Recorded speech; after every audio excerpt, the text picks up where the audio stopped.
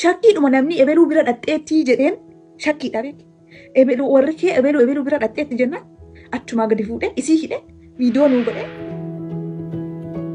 Shamarran biyya Saawudii keessa jiraata hundi keessan yeroo jaroodhaan yeroo isaan tumaman argina yeroo isaan albeen irra kaaman argina yeroo isaan ibiddaan gubaman argina rabbii jedhaati bakka dhiirri jirtu hin dhaqina bakkuma dhiirri Oromoo jirtu baqadha.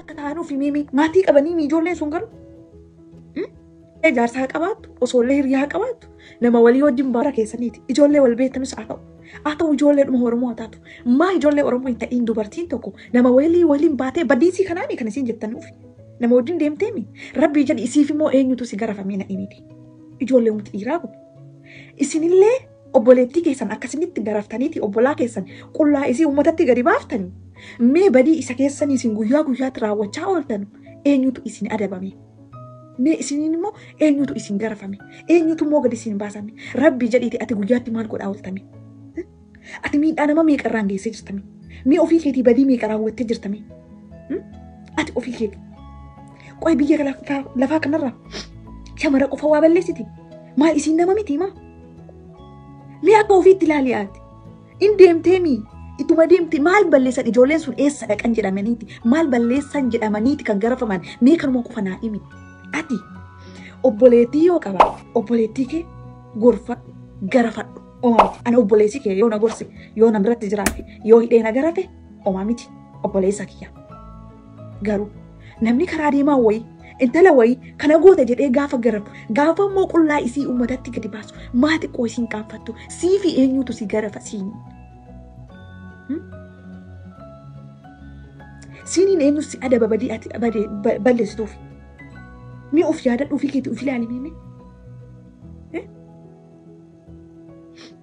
immoo naa himaa meeme biyya lafaa kanarra gowwaan akka ijoollee Oromoo jirti ani hin argine biyya kana beeki miidiyaa kan oolumaan fayyadamna biyya garaagaraallee inuma arga ani viidiyoo qullaa guyyaa guyyaan gadi bu'u kan shamarra Oromoo qofa arga eenyutu gadi baasa ijoollee Oromoo ofii isaaniiti beeki mucaa ganda tokko keessatti dhalatan ani na ajaa'ibee na dhiisuu dide mucaa ganda tokko keessatti dhalatan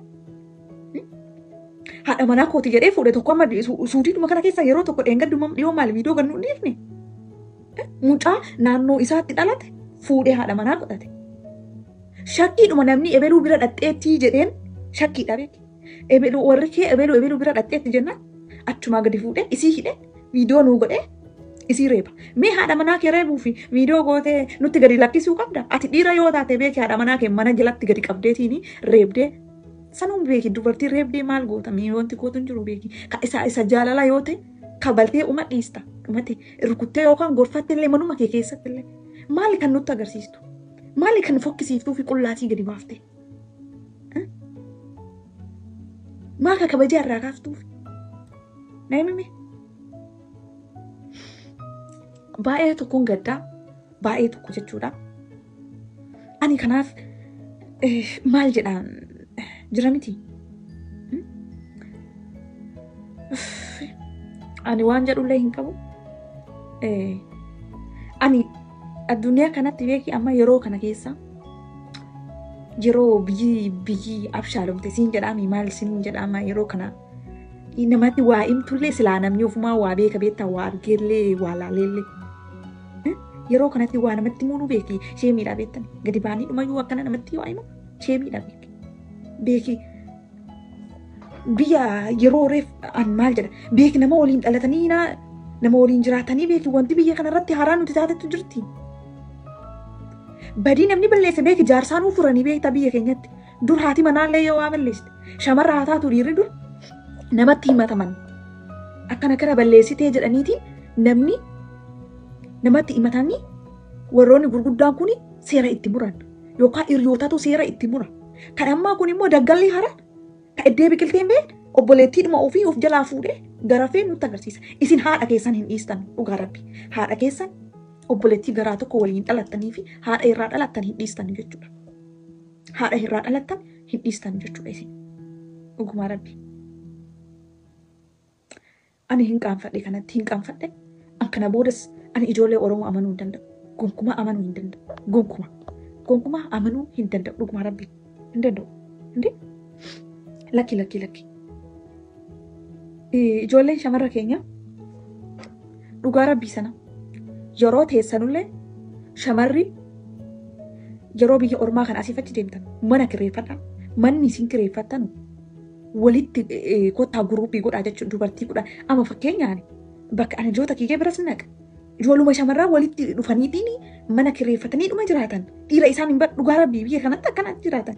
Dhiira osuma barbaadanii namuma waliin ta'anillee mana hin fidan dhorkaadha. Manuma fidan bakka shamarri walitti dhufanii 5 ta'a 6 10 ta'anii bakka tokko ta'anii mana kireeffatanii jiraatan. Yeroo biyya ormaa dhaqan isin hima. Namanina ijoolleedhuma kana namanina. Keessattuu ijoolleedhuma kana namanina keessattuu shamarri ijoolleen biyya Saawudii jirtan shamarran jechuudha.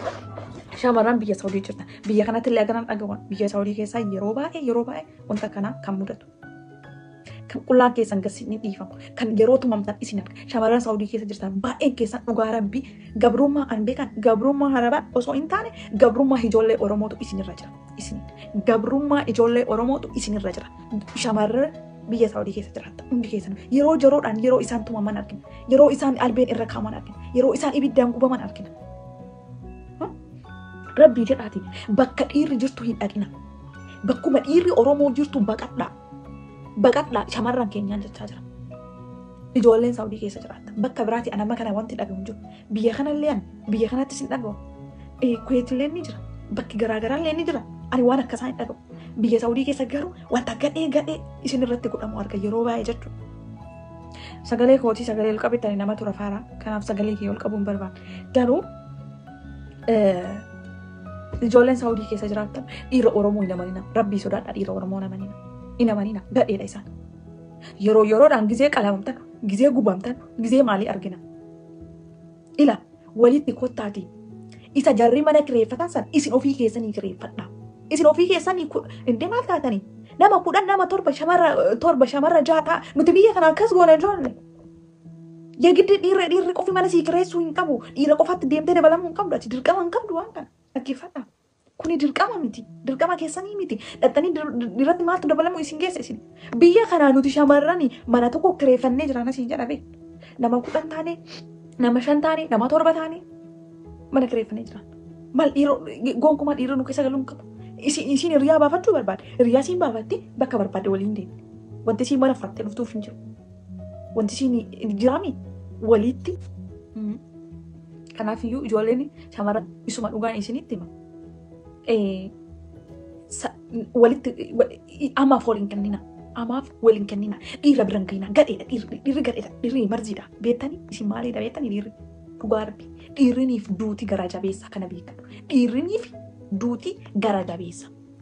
Otoo dhiirri dhugumaan rabbi ati maali? Ati dubartii taatee maal dhiira tokko garaftee akkasana hin goota? Mee rabbii jedhaati shamarran akkas hin gooti? Hin gootu. Gonkumaa ani garaa jabeessa akkasii hin qabu. Namuma irratti waan akkasii raawwadhuuf. Dubartiin gara jabina akkasii hin qabu. Dubartiin dhiira tokko hiitee qullaasaa namatti agarsiisaa akkasitti reebbi. Gonkumaan gootu. Dhiirri garuu gara jabeessa akkasiiti. Beeka. Biyyuma ormaa keessatti dhiira siin barbaachisu jamarri hin barbaachisu beeki. Ijoollee shamarran Oromoo rabbi sodaadha. Dhiirri biyya ormaa keessatti isin hin barbaachisu. Maal hojjetadhaa galaa biyya keessanitti. Biyya keessanitti galaa eeruma. Biyya keessanillee hiriyaa baafadha. Biyyuma maaluma ani ko na ajaa'ibdanii Yusuf Jamal na ajaa'ibdanii. Biyyuma Arabaa keessaa maal gootanii mee dhiira maal irraa gootanii? Dhiirumatti hin dhaqinaa maaliif dhattan sin dhiirratti? Yoo argite bakkeetti argi dhiira. Bakkeetti argi shaayii waliin dhugi. Si galaan bakka bashannanaa yoo dhatte dhaqi bakka namni baay'atee jirutti. Sanaanatti dhiiruma qophaan argine. Dhiiruma sii qaxaree biraan naqine. Si hima. Biyya keessattuu ijoolleen shamarran Saawudii. Dhiirumatti dhiyaatinaa dhiirri achi bineensa beekaa bineensa ta'anii jiranii bineensa guyyaan sin boosisan guyyaan waa sinitti naqa guyyaan ibiddaan sin guban maaliif bira dhattu naqinaa rabbi sodaadhaa bira hin naqina obboleessa kee katiruu dhiyoo si taatellee malee obboleessa kee ka garaa tokko walirraa dhalatte yoo taate malee fira kan kee yoo ta'e malee fira kan kee ka waliin wasiila kee mucaa akkasii yoo hin taane orma dhiira Oromooti jette Oromoo dhiisi isa kana amma nuti itti naqaame amma hin jiru durii Oromoo waan kana gootee Oromoo no dhiiruma Oromootu si saaxilaale dhiiruma Oromoo qullaa gasi dhiiseeni utuu dhiira Oromoo isumatu qullaa gasi dhiisa beeke Isumatu qullaa gas dhiise. Kan immoo tokko asirratti gadi baatee boosuu jechuudha. Dhiiruma Oromoo kanuma dhiiruma isaa hudduu kee wannoo godhee miidhoodhaan gas dhiisu kanaa hin boo'ini. Maaltu isin boosisan? Tokko immoo jettee boosi.